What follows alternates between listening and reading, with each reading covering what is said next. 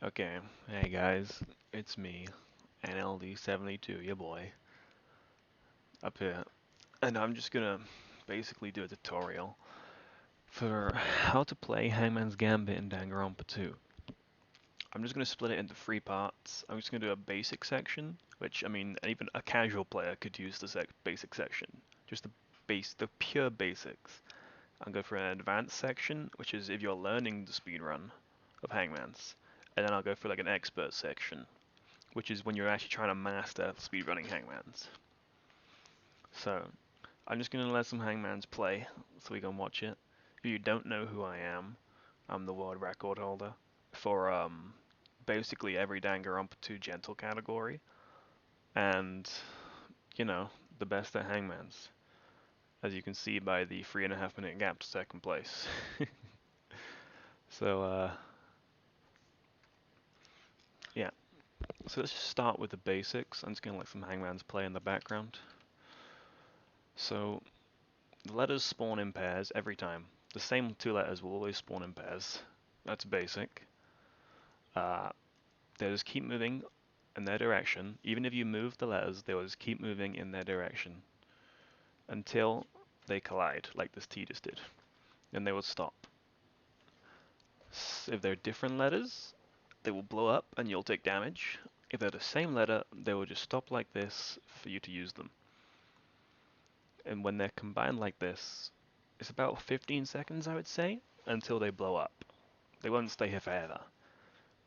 The only way to stop this is if you had another T, you put the T in the letter that's about to explode, and then it will stay forever.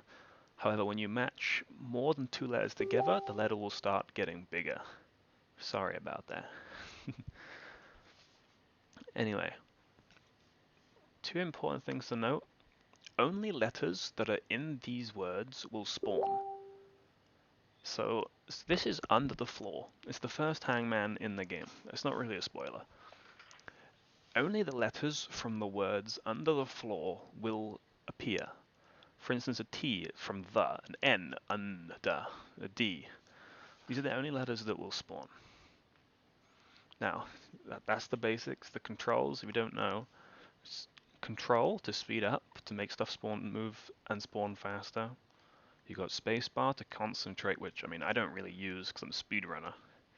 But you can slow it down with concentrate spacebar, which takes up this bar, your focus bar.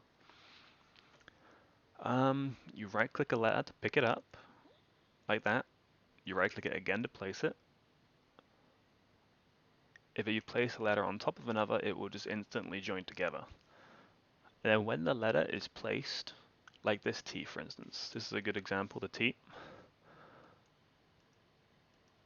See, so this is when I left click it. When the letter is placed, you left click it to use it, and if it is the next letter, it will go into place. If you right click a letter, however, it will destroy it, and you won't lose any health. Like what I'm doing with these L's here, look, I'm just destroying them all. I'm right clicking to place them, and then I'm right clicking again to destroy them. It's pretty simple. If you left click a letter, let's say I left clicked an L right now after I matched it, I would lose health because it's incorrect. And that's about it. For the basics of hangmans, that's literally all you need to know. Alright, anyway, let's get into the actual advanced parts of hangmans. We're learning to speedrun. Alright, firstly, there's two things you need to understand, okay? And that is what makes the run fast in the first place. Well, there's two parts. The two things that make a hangman's fast is how fast the letters are spawning and how many spawns it takes to get all the letters you need. If you get, how many letters it is in this word? 13. If you get all 13 letters in any order, it's perfect, right? If you're going full speed and you get all 13 letters in a row, then it'll be faster than if it takes 26 different letters of spawning. That's just how it works.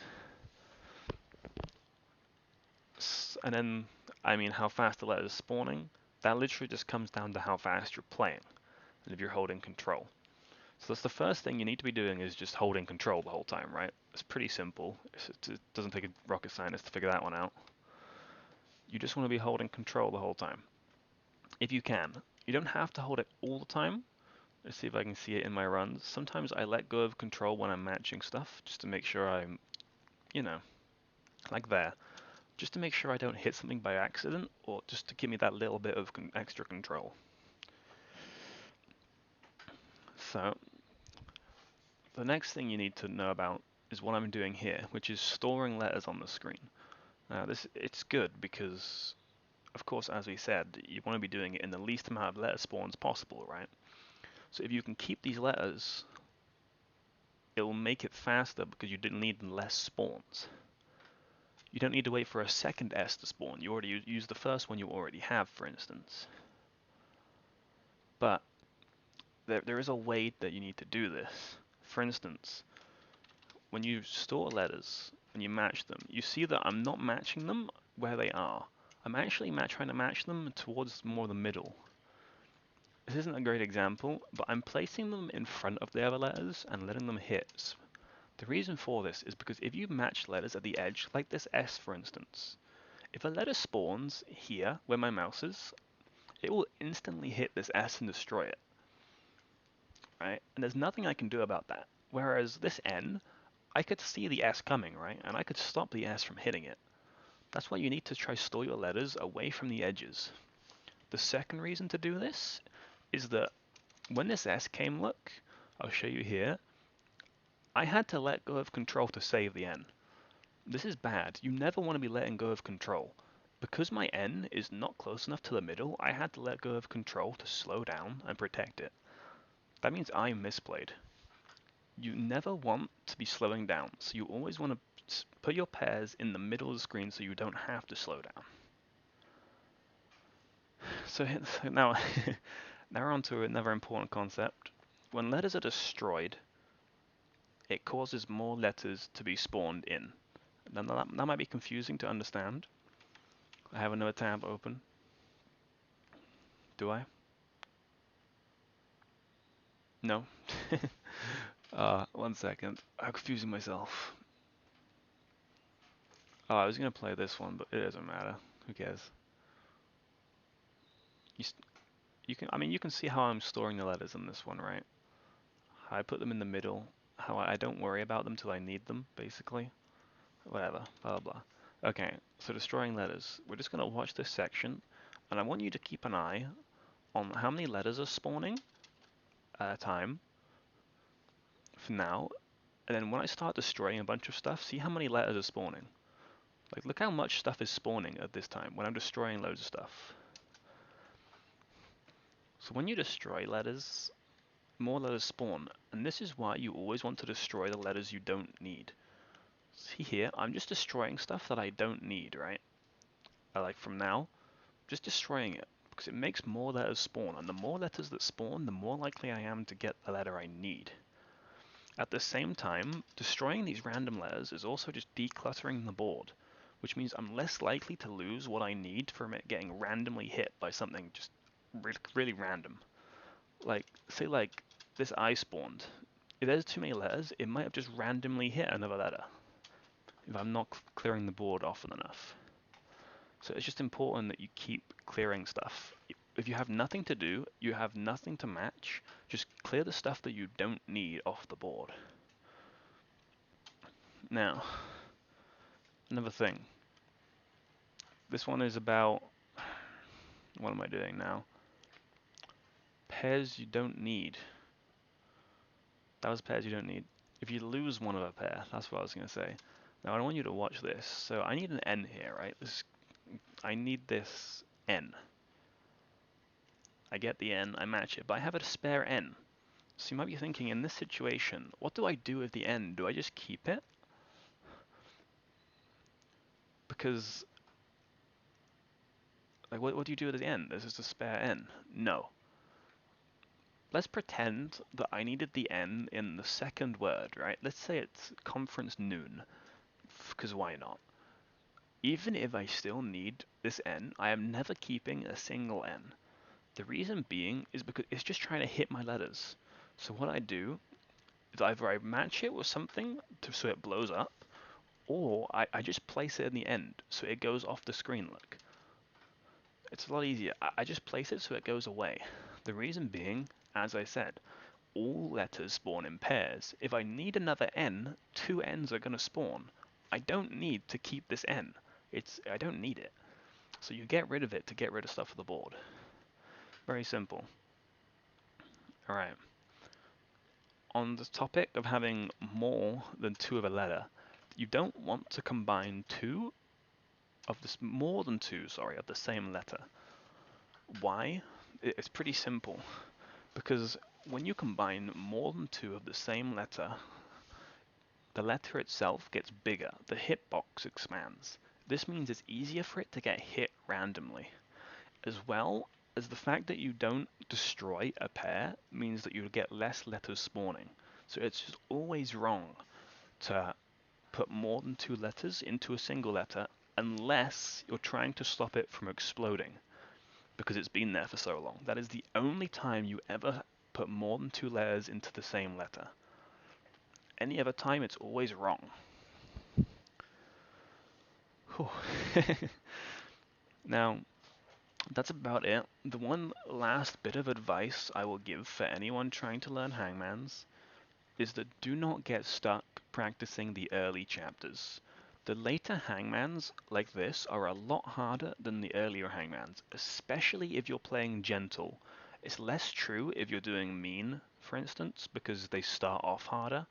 But on gentle, the earlier chapters are way easier than the later chapters. So do not get stuck doing the early chapters. You will get better at the game if you just play the later chapters. And okay, that's about it for what I have for the the advanced section, the learning of speedrunning. If you do not have everything in this section down, you don't need to watch the next section yet. Okay, I'm just saying that now. If you're watching this to learn Hangmans, learn that section first, and then come back and watch the next section. Because now we're moving on to the expert section, and this is really just stuff that you only need to worry about if if you know how to play Hangmans and you're just trying to get that bit better, you know. You've already learned how to play it, and now you just want to push yourself to that next level. So firstly, I'm gonna recommend anyone who wants to get really good to grind Chapter 6 Hangmans. I can show you it right now. The reason being, Chapter 6 Hangmans, the first Hangman, that is extremely fast. I mean extremely fast. I'll show you this now. We can just watch this together. Look, I'm holding control. Look how fast the letters come and how fast I have to be. I missed something there, see? It's not easy at all. You have to be extremely fast and extremely precise to play this Hangman while you're holding control. So this is a really good place to practice your speed in Hangmans. If you grind this Hangman, it will just make you a better player because of how hard it is. Anyway, moving on to the actual tips now. So, when you get a letter in your word, the best place to show this, probably just Hangman's 1. When you get the next letter, you want to destroy it as soon as possible. Look, this U, I am not letting it get on the screen at all. Do you know why it's bad? You see how this N happened? So I told you earlier in the basic steps, right? That letters really stop spawning when you don't need them anymore. We only need one of this N, right? Because this N is still on the board, that means another pair of N's spawned. And that means I lost a spawn, basically. What this just means is when you have a pair that you need, you want to destroy it as soon as possible to stop another pair from spawning. Now there are situations where you actually want to do the opposite. If you're really fancy, maybe here at the end of under, I need an R, right? But I also need an R at the end of floor. So you could argue that it is correct to actually not match the R straight away and wait for another. But in this specific situation, it's probably not worth it because you need to get onto the middle word, right? But most of the time, you want to just match as quickly as possible to make sure you don't get another repeat letter that you don't need. Anyway, so when we get to longer words now, we're talking words like, filming location. My runs aren't very good examples of this because you'll get what I mean in a minute. So let's say at the start of this word, you get an M, right? It's the only M you need, and it's right at the very end. Usually, you should not keep this M. Why? Because it clutters your board, and it makes you play slower for the whole time until you use it. That's why it is bad to keep stuff that you get sometimes. If it's something that's very far away, it can be very slow to keep it. Now, when you play, you're going to have to figure out for your own ability how many letters you can keep on the board. As you can see, I can keep a lot of letters on the board, but that's because I'm good. That Issei was insane as well. But, like, as you can see, it gets very hard the more letters you keep on the board. So you have to judge for your own ability how many letters in the future can you store at once. Like for some people, keeping the R from the start, this might be too much for some people because CONFER, it's the sixth letter. That might be too risky for some people because it may fuck them over. That's fine if it's the case. It's not the case for myself. But you have to be a judge for yourself. How many letters in the future can you spawn? Because if you can't keep it up, it's just faster to just blow up this R and get a different spawn. And rather than try keep it, if you cannot maintain the board at full speed. But that, again, that's just up for you to decide if you can do it and what is your limit. Next thing we're going to look at, I don't remember which tab this is, tab 1, there we go, is actually a glitch that people don't know about. I'll show you the glitch. It happens right there actually. Just watch in this corner, watch what happens. You see that L? That L didn't hit anything, but yet it disappeared. Why does this happen? Alright, so basically, when you match a pair and you're going speedy, like you're holding control, I press them, I put them together, and I instantly destroy them. This glitch, disclaimer, only really happens when you're going fast. If you're kind of slow and you're learning it, firstly, you shouldn't be in this section yet. Secondly, you won't see it.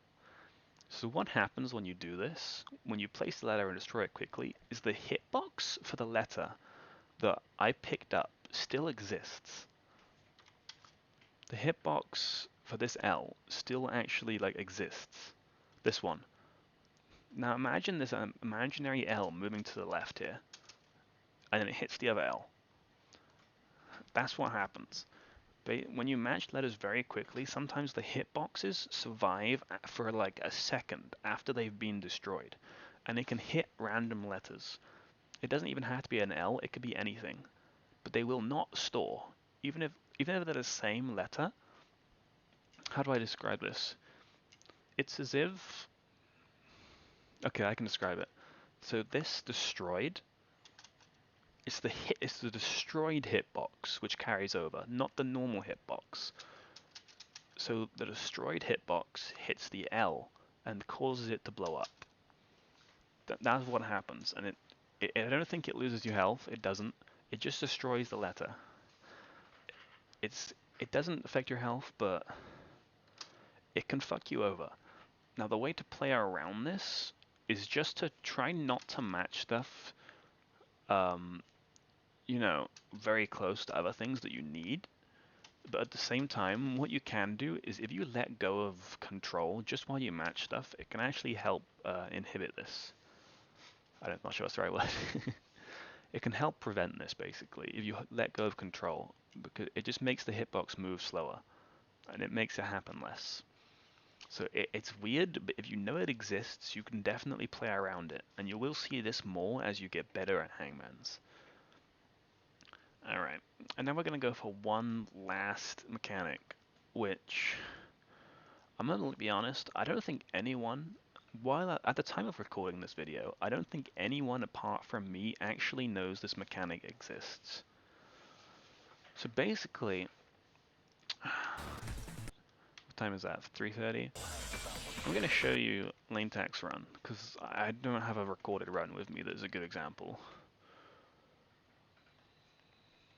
But we see lane tax run, right? And he took damage there, see? He's actually lost some health in this Hangman, which is fine. But there's a reason no one knows about this, is because it's very small and is not worth telling people about usually. So what happens when you take damage in this game? Well, as you can see here, we're about to get a multiple choice. Unless I've skipped past it. Please don't skip past it, that'll be really awkward. Okay, here we go. Look at that. So, it's a slow multiple choice. He's probably lost like 6 attempts. Let's just say 6 attempts is what he's lost. But you see this, at the end, the green bar, there's a little tiny animation of him gaining health that loses time. No one's ever really noticed this. And you'll be like, but why does this matter? Well, yes, but not really at the same time. See how he's 1.5 seconds down. Now I've watched this run. He loses maybe like 6 attempts at most on that multiple choice, but he doesn't lose time anywhere else. He's just losing time from the fact that he took damage in Hangman's, and that slowed down the animation because he had the animation for gaining health happen. Now, what does this mean? It means that when you do Hangman's, you should try not to match different letters. You know when you match like an O and a T and you take damage but they both get destroyed? You should try not to do that. That's not to say you should never do it, because there are times when you have to do it. But if you can avoid it, you should try avoiding that, because it will cost you tiny bits of time, like several tenths of a second, when you have to gain health. You generally gain health after multiple choices, as far as I know. It might be after present evidences. I don't know if there's any other sections where you gain health, but when you do gain health, you get a very small time loss. This is the reason why if you've ever ran chapter 3, you can just randomly lose time from the end of the first Hangman to the intermission, even though basically nothing happens. It's because you took damage in the first Hangman. And with that, that's basically everything you'll ever need to know for playing Hangmans. I don't think I missed anything. Let me know if I did. And hopefully now you'll be well on your way to being a Hangman's god. Thanks everybody.